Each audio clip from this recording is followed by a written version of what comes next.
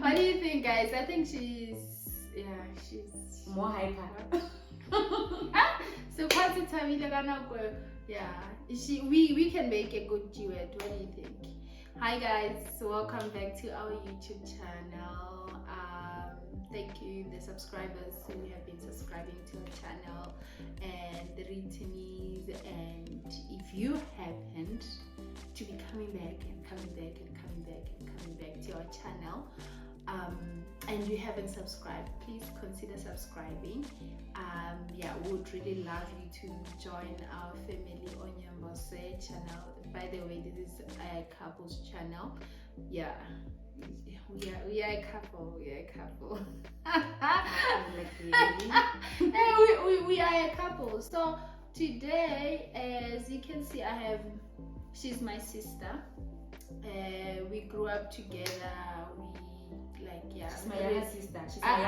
I'm the younger sister. I think you guys, if you can go to the other videos that we shot, I think sometime last year, she was featured in the video. We're doing sister tag and and today it's a very different atmosphere altogether.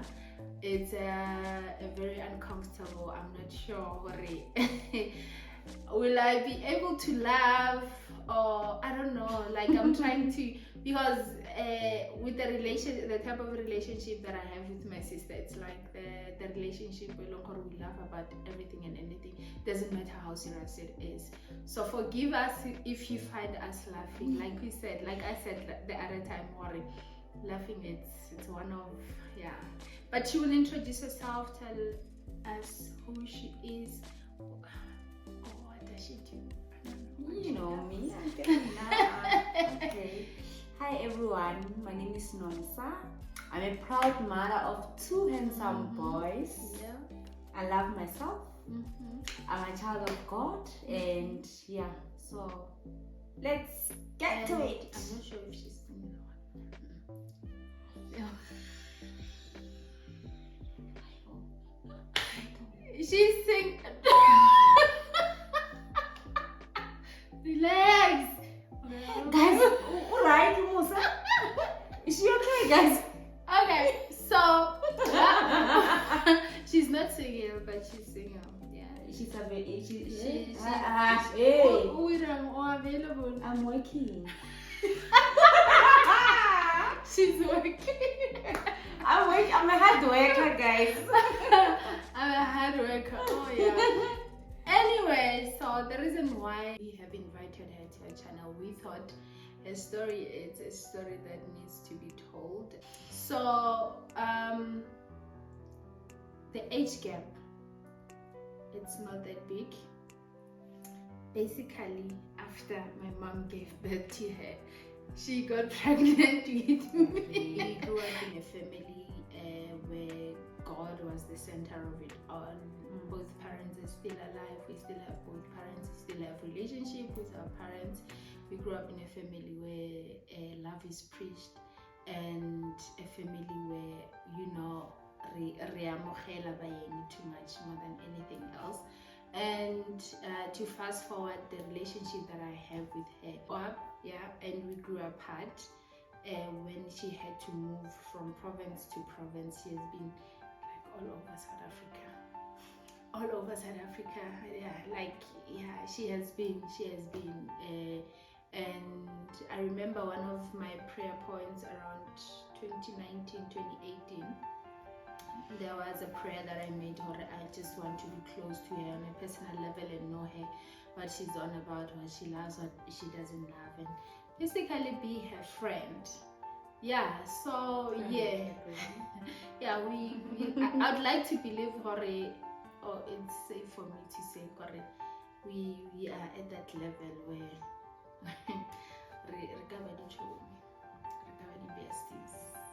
so yeah, our relationship grew when I moved to Johannesburg side, and yeah, I started to get to know her on a personal level, on a work environment level, on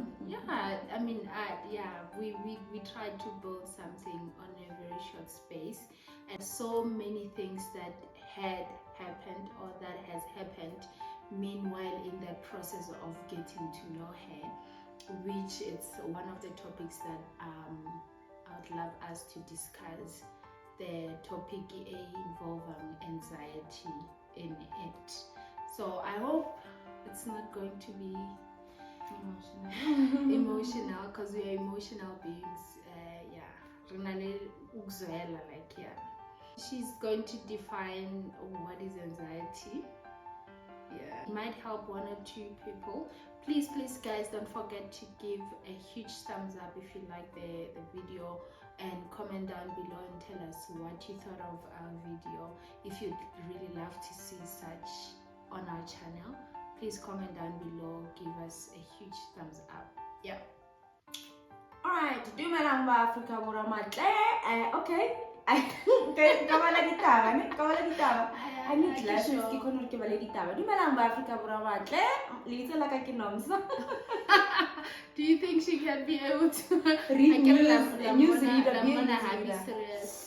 So alright. So my sister invited me to come and talk to you guys about anxiety disorder. So anxiety is a mental disorder, and it affects how one gets through their day. So anxiety symptoms are like nervousness. You can have a panic attack, or fear of the unknown, or like feeling like you're having a heart attack. In the meantime, you're not having one. It's just you are reacting to anxiety. So that's basically that. So anxiety it's a mental health condition. So just to fast forward, how did you know that you are suffering from anxiety?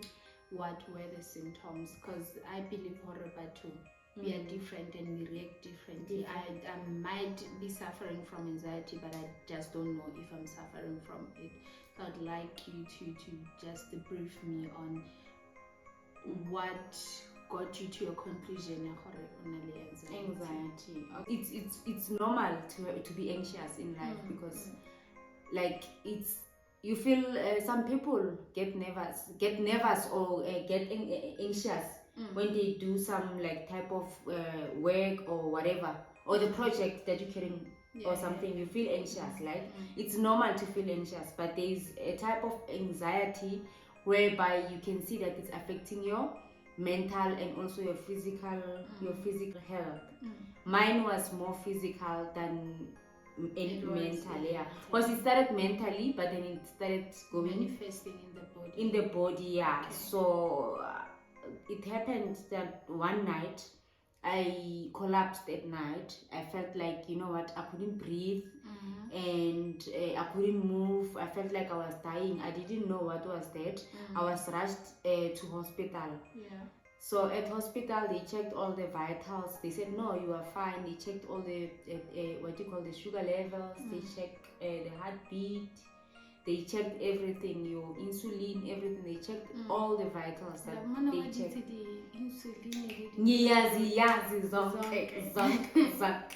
So they checked all the vitals, and the doctor said, no, you are normal. This is more mental than anything else. You needed to go, and they made an appointment for me with to see a psychologist, because they said the record, it was more psychological than anything else. So that's how I discovered that I had anxiety. So prior, tell us more. Prior your collapsing, did you feel any unease with your body? Like, were there any symptoms, or were there something that is leading you to feel a bit funny, or no, I'm not okay? When the doctor diagnosed me with anxiety, they said it's the two. So it was the depression combined with anxiety. So everything was inside, and then the doctor sat down with me, and they explained that the triggers were coming from the depressive moods that I was having, because so there was other symptoms prior to me having those physical. What were those? I had a fear, like I had fear of the unknown. Yeah, so it was fear of the unknown, and then I started isolating myself from people. I didn't want to communicate to people anymore, and then I stopped loving myself, and also I didn't have self-esteem. My self-esteem was very low. Yeah. Okay. So those are the things I think that I had prior to me having the panic attack. But also, I can also relate to what you are saying, Hore. It was more like an anxiety, like fear of the unknown. I remember this one time when my brother was still sick, and me, the alertness, anytime I can receive a call to say, hey, my brother is getting worse, or my brother has passed on, and all that. And that triggered every time when I see an SMS out, literally like jump and say, hey, what's happening, like the panic attacks, naturally. So I think everyone why experience but on a different level. Yeah, it's good that we're talking about it now, because a lot of people, especially in this COVID, in this COVID years that we're living in, a lot of people are affected mentally. So so hence we're talking this out, that you know what, you need to do something about this. You need to first accept, and then you need to first diagnose yourself that you have a condition, and then you need to accept that with this condition I need help. You need help. You need to do something about it, because depression and anxiety can lead into something that is very, very, very, very, very. It can go from moderate to severe to worse. You know what I mean? So hence we need to do something about it. We need to make an awareness to the people that, you know what, guys, we must start to accept that we have conditions, mental conditions, and then do something about it. Remember, with anxiety and depression, it's not just an overnight healing. It's a journey for you to be able to heal. Yeah, to heal. Yeah, it's a work. I think it's with me. It's still a work in progress. I'm not healed. I'm fine, but the thing is, it's still a work in progress, because tomorrow I can go back into anxiety, but then now, because I've accepted and I'm working on it. It's a work in progress. It's a journey. You know what I mean? It's not it's not where you are going. It's not about anxiety or depression. It's not about where you're going. No, but it's about destination. So mental clarity and all that, you just need to continuously work seek on for it. Yes. So it's not about, like what I was saying, trying to say that it's not about where you're going, but it's about how you drive, because you need to fight. You need to fight this, and then you need to be willing to fight this. You know what I mean? You need to first accept, because you cannot just say I have anxiety or whatever, and then not do anything about it. So as soon as you start accepting that I have a condition, I have a mental condition, and then I need to work on it, then that's when things start getting better, because you start talking about it, you start seeking help, and then you start getting the right help for anxiety and and the depression. So tell me, when you say, Hori, you are seeking help, do you mean seeking help as in like speaking to a psychologist, or going to the hospital and say, hey, I need help, please, can you please diagnose me with this? Or is it something along Hori, it starts with you first, you speak to yourself, Hori, no, this is the step that I need to take. It's a huge step and there's no going back. Because one thing that I've noticed, you can talk to people, you can talk to different psychologists, but if you're not willing, healing your health, it's not going to happen. I remember one time when I was talking to her, I used to talk to her quite a lot, and I was like, there was a pointing time where I was like, yo, I'm really tired, like I don't want to listen to her and all that. I feel like I'm carrying her burden more than she's carrying her burden, the Waibon. So it got to a point where I was talking to her, but I don't think she would hear me. I don't think that Nangugla better. And I remember this one point I was like to her, you can also speak to Sesibu. He's a very easy chilled man.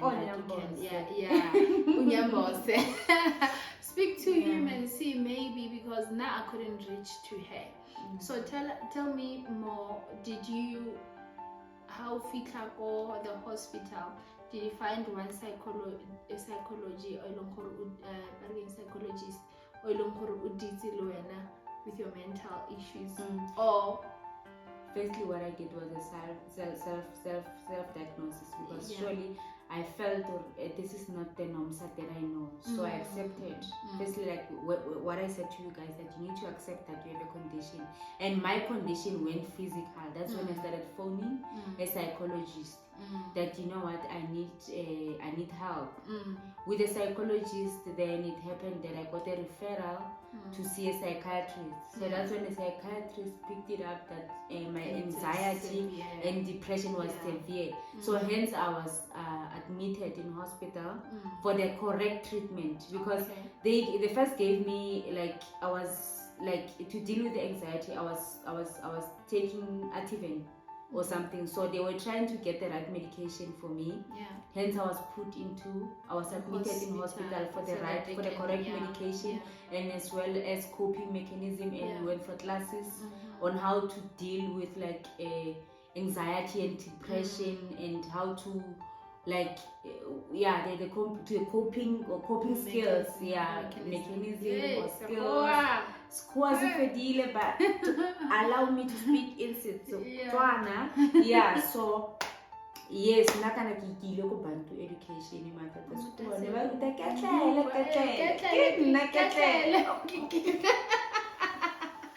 you know what I mean? So with me, I had to find so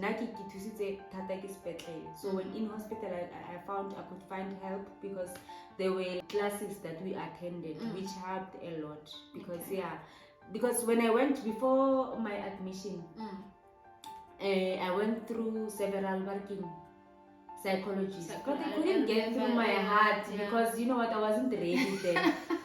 No, they couldn't get through your heart. My heart. When someone talks, I will look at them and I'll be like, what are you talking about? I'm getting here, and they were trying to. Some of them were even like so hard on me, because you know what, I wasn't there. I was still hurting. I was shattered, and I think I was not ready for anything else. But what helped me was I was admitted in hospital, and they gave me the correct medication just to come there. But also, what made you to accept? Because I remember this one time when I was at work, and she called me to say, hey, I'm at the hospital now, I'm not coping and all that, and I could sense it, or she's not fine, and I had to ask, I went there. Not ask, cry, say it. I was like literally, I cried. I didn't ask, I cried, and I said, I need to leave. And my boss was like, what's the problem? I said, you know what, I don't have time to talk now, but I'll talk to you, I'll update you on what's happening, but things are not okay right now. And I left work, I went to her, and it was very bad. I remember getting into a consultation room with her, and the psychologist was explaining to her that I need to admit you like now, and she cried and said, no, you can't admit me now and all that. But prior that, I think it's one of the things it's she doesn't want to be admitted, is that we lost our brother due to depression. And Liana, it was like she was really scared for what will happen, should it happen, or they misdiagnosed me, because one of the things that caused his death was they misdiagnosed him, and they gave him an overdose. So it was one of the points in no, I can't be, I'm not a crazy person, like nada I can have.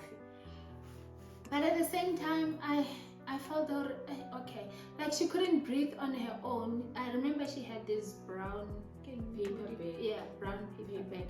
That's how bad it was. Then I knew we really need to pray about this whole situation that is happening. Together we prayed as a family. We met, like my sister, my brother was there, also my mom was there, and we started praying about it and all that. After a few days, then that's when she said, you know what, she called me and said, I'm going away for a very long time. And I was like, what's the problem? And no, I'm going to the hospital. Continuing. I'm going for they're going to check my height, and I'm like, hey, this one thinks I was born yesterday. This one.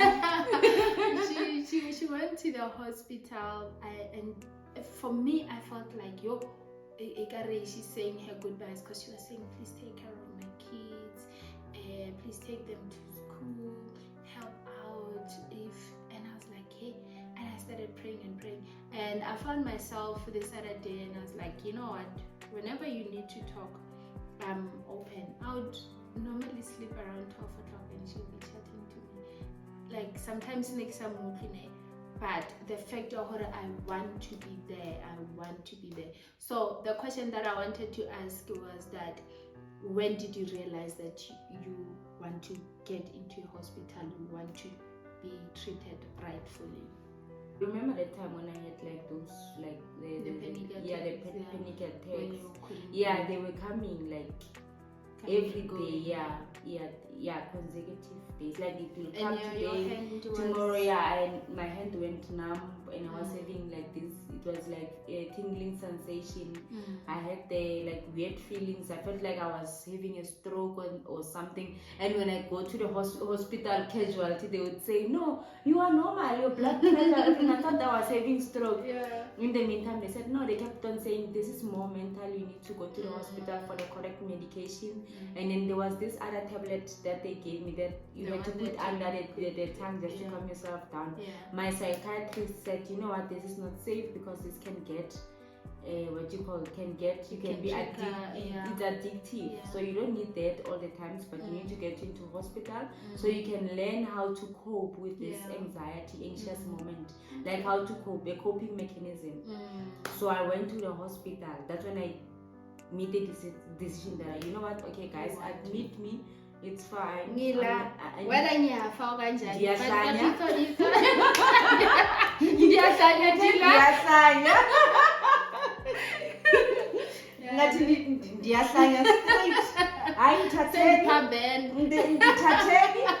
My boss, they said, hey, please draw that report before you go, before you die. Please draw that report. I was like,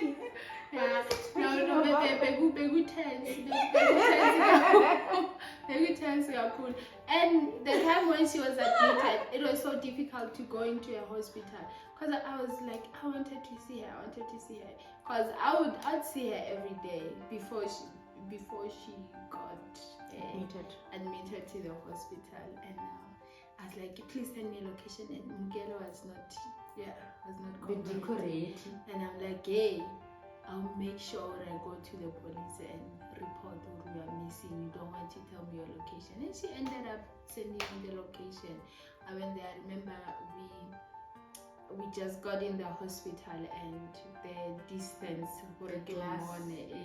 It was hectic. It was emotional at the same time. But from there, I knew that my sister has received the help that she needed. So we spoke about the healing process, we spoke about the symptoms, we spoke about a lot of things. So there's someone else who's watching here who would really who maybe is going through the similar situation that you went through. So what is your advice? What can you advise them? Now I would say, you know what, like I explained in the beginning, that it's good, it's normal to feel anxious.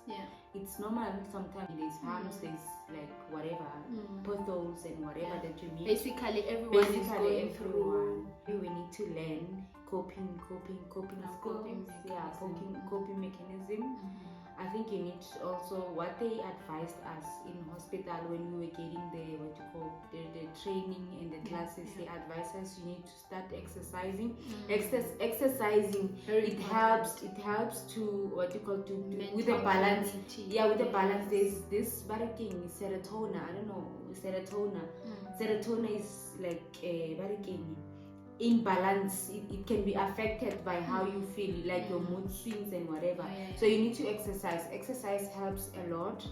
Meditation helps a lot. Like if you're someone who's a Christian, what you call read your Bible, pray, and then meditate, and then maybe take some time just to look after yourself, because we spend a lot of time looking after people and trying to please people, and we forget ourselves. We work, there's kids, there's like life is everyone, and then you have to attend to them, but still make yourself a priority and also make boundaries. Like it must be you first. Make boundaries, set boundaries. There's healthy boundaries and unhealthy boundaries, so you need to assess those boundaries, that these are the boundaries that I'm setting up. If it's a healthy boundary, then go for it, but if it's an unhealthy boundary, don't do it at all. You need to learn to say no.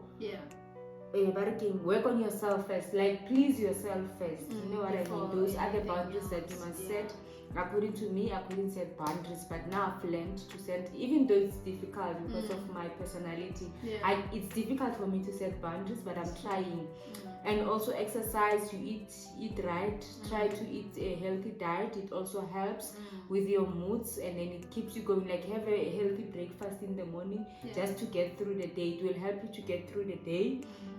Eat healthy, take healthy fruits, and then drink water, and then maybe take some time also while, if you are at work, just create some time, maybe that 15 minutes or something, go to the toilet, be say grateful things, like, you know what I mean?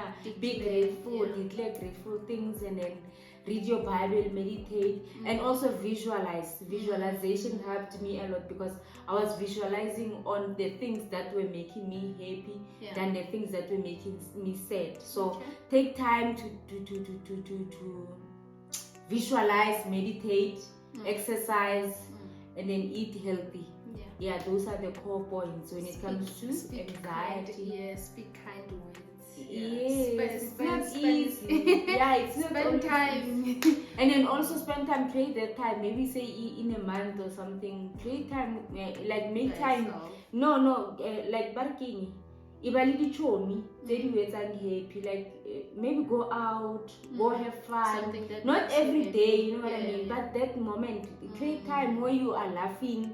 You know what I mean? You just go there and have fun. Create time for such things, because if you don't create time for those things, your mind will be like overwhelmed, and then so that's what I'm saying. My advice is that, and then pray. Don't forget to pray. Be grateful. Have a grateful. Wake up with a grateful heart every day. Just say I'm grateful. Even if you write down the things in the morning before you do anything, write down the things that you are grateful of. That will help you through the day, because you are grateful. You know that, okay, you know what, I have food on the table. Some people don't have food. So as soon as you start being grateful in your life, then you know that there is a reason for you to live. You know what I mean? There is more for you to live for. You know what I mean? I have kids, I have healthy kids, I have a job, I have this, I'm still alive. Some people are in hospital, I have a roof. And so just be grateful, man, and then you will see that, you know what, there's a purpose for me to live. All right. Thank you. Thank you so much for agreeing for a real interview and speaking about uncomfortable situation.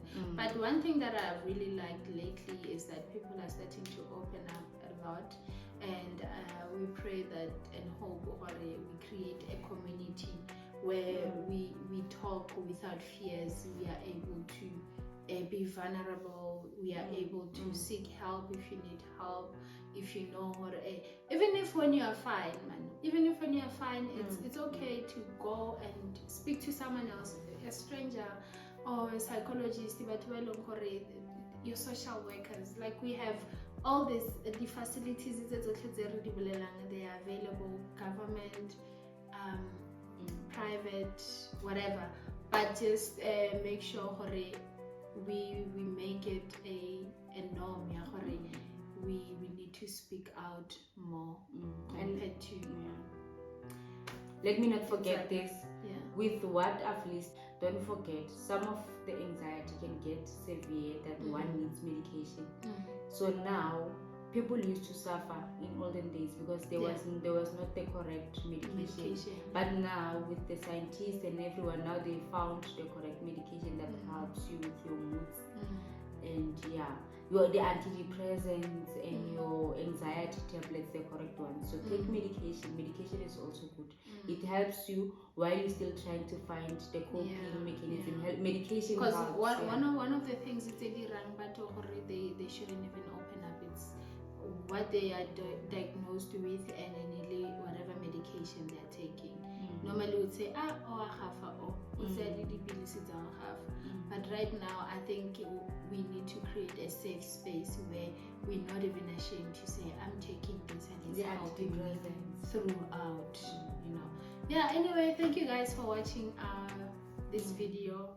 Please give it a big thumbs up and tell us what. Also, my skin is good, by the way. It does.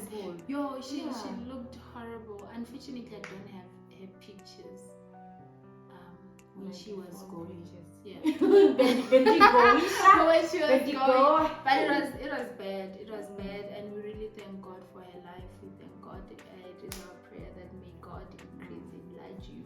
May God heal you completely. But when you heal completely. When God heals you, heal her completely. So it is our prayer that you get healing, and throughout this journey, may God be the center of it all. May God go ahead of you in all that you do. May you excel. Thank you so much, and blessings, and bye-bye. See you on the... How did you do the laughing? You do it like this.